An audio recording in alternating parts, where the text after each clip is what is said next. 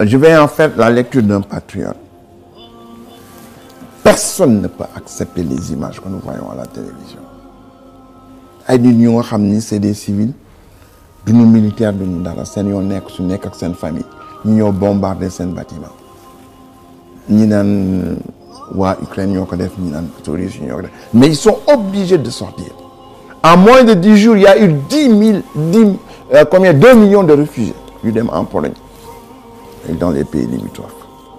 Pourquoi imposer à cette population paisible ñu bëgg leen imposer autant de souffrance donc kenn mënu si d'accord mais soo jëlee les images là nga comparer aux images lorsque la France est allée bombarder avec l'OTAN la Libye fekk Mohamed Kadhafi defu leen dara ñu jàpp ka rey bu ñaaw bin ko rey ba pare nag presque nu ñu woo toutes les caméras du monde ñu ñëw jël ko ce qu'ils ont fait en Irak Saddam Hussein defu leen dara ñu accusé que ni que dafay développer l'arme nucléaire et tout le monde a su après que c'était un mensonge moo tax français yi topp nu leen fi cette fois-ci ñu dem rey ka tojat dëkk ba pare jàpp que pendre que devant toutes les caméras du monde duñu wax boobu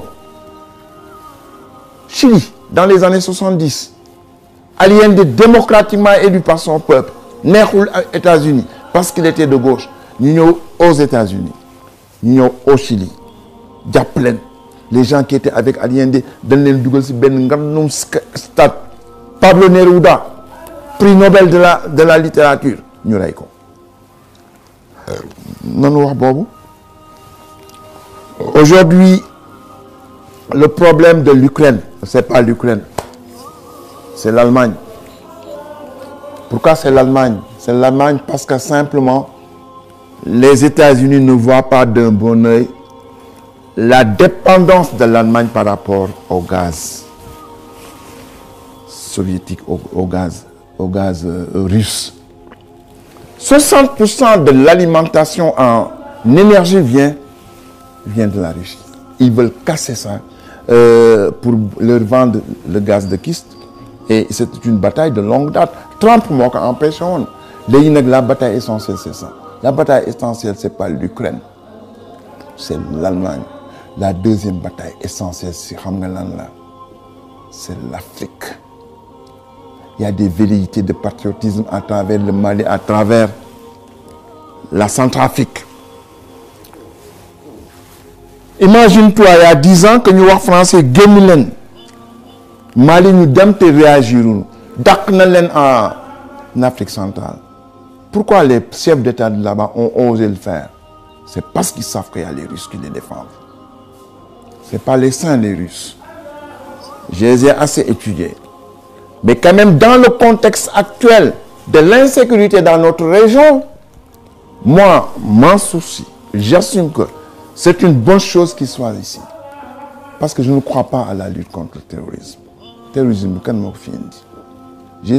J'ai un document, l'islam et le terrorisme, nang leen ko jox ñu lire que je l'ai fait en 2015. J'étais invité par l'université d'Artois. L'université d'Artois, c'est l'université juridique par excellence.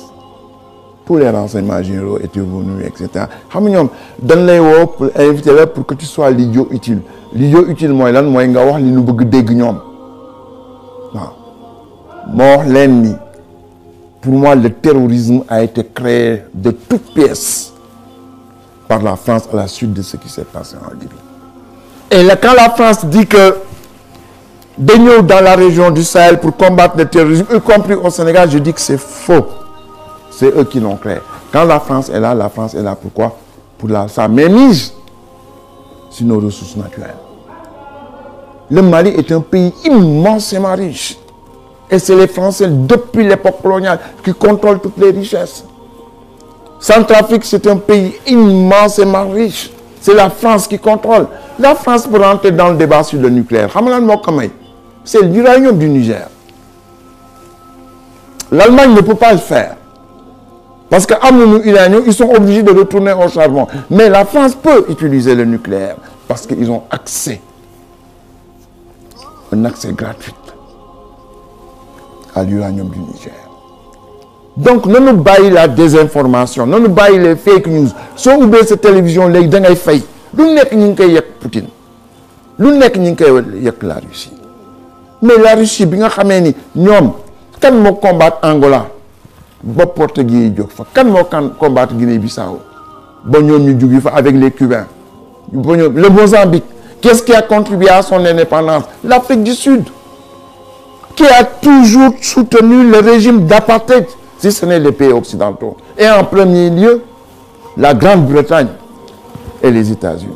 Un régime raciste, le régime d'Afrique du Sud. Les Noirs n'avaient aucun droit. Jàpp Mandela tëj que pendant 29 ans.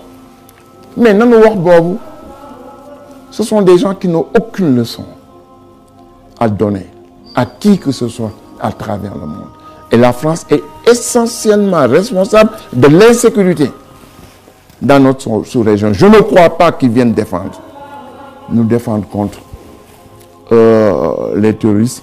La France est là pour défendre ses propres intérêts. Quand bien même c'était le contraire, man maa wax wala fi ñoo wax ni ku ñu fay sa bor nga mer la nga leble woon baaxul kon ñoom yu ñu leble depuis l'esclavage, depuis l'époque coloniale, le pillage de nos richesses, y compris maintenant. Et là, à partir de 2024, la situation du Sénégal va être différente. Période bob, le pétrole commencera à couler à flot. Les convoitises sont énormes. Ils vont créer ils vivaient en paix depuis très longtemps, les Mourides et les Tidianes. Ils sont capables de gousser le digante. Taslen. Parce que c'est leur intérêt à eux. Tu vois. Et lorsque j'ai assisté à cette réunion, à cette conférence internationale de la Banque mondiale et du Fonds monétaire international sur le développement du capital humain, lorsqu'on a demandé au Premier ministre de Singapour comment vous avez fait pour réaliser, avoir ces résultats-là, nous avons eu la chance d'avoir des premiers ministres qui ont ramené d'où il fallait. C'est un intérêt propre. Ce n'est ni leur famille, ni leur gox, ni leur ville, ni leur région, ni leur parti politique intéressé wu leen lenn moo leen intéressé mooy l'intérêt général du pays. Et gis nga l'intérêt général du pays là, c'est dans l'éducation que Alhaji Malick et Serigne Touba ont donné à ce pays là. Et par rapport à cette contextualisation du ziar général, su ñu demee daanu ñaan jàmm ñëw ci réew mi jàmm ñëw ci àdduna bi. Yal na Yàlla xiir ci Poutine ak les Ukrainiens ñu toog autour d'une table négocier pour amener la solution. Parce que sëñ Abdou Ndeysaan bi mu laatee dem daf ma jàngal benn nit affaire ne lu jàmm mënu régler xeex mënu ko régler. Voilà, da nga bëgg ma traduire en français. Bon, la dernière question est quelle doit être la position de l'Afrique, du Sénégal par rapport à cette neutralité. La position, moi je suis toujours contre le gouvernement, mais position bi ñu am dernièrement, y compris aux Nations Unies, ils ont voté abstention ou neutre. Oui, ils sont abstenus. Ils sont abstenus. Moi, je crois que c'est une très bonne chose, parce que je ne veux pas que nous ayons un engagement bon, ça va se retourner, pas contre Macky Sall, mais ça va se retourner contre le peuple sénégalais et les peuples de la région. Et moi, je préfère que nous oublions nos beurs. Je le dis avec beaucoup de passion, parce que je ne peux pas supporter la campagne de RFI, la campagne de France 24, la campagne du Monde, article après article. Par rapport à cette situation-là, il y a un film que je vous conseille. 13 Days de Toudou. 13 jours.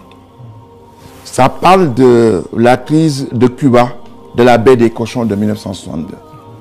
Lorsque les soviétiques avaient dressé leurs missiles contre les États-Unis. Kennedy a dit que non, il faut mu jóge fi. Jaral na ñu def troisième guerre mondiale. Di xeex ba mu dañ.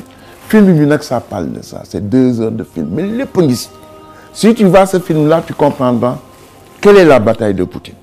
Il ne va pas accepter que nous jël Ukraine, nous dugg fa avec OTAN, dresser seen ay missiles contre la Russie.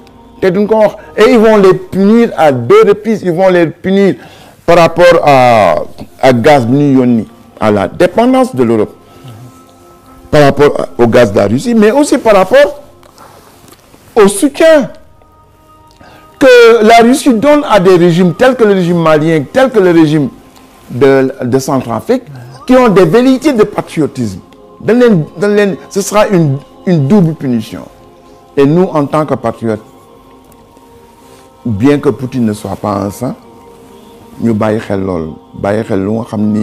jamais au grand jamais de nous entraîner dans cette campagne, cette médiatisation obscène et indigeste contre la Russie, alors que la Russie, dans le passé, a joué un très grand rôle pour la libération de tous les peuples africains. Et l'Orient,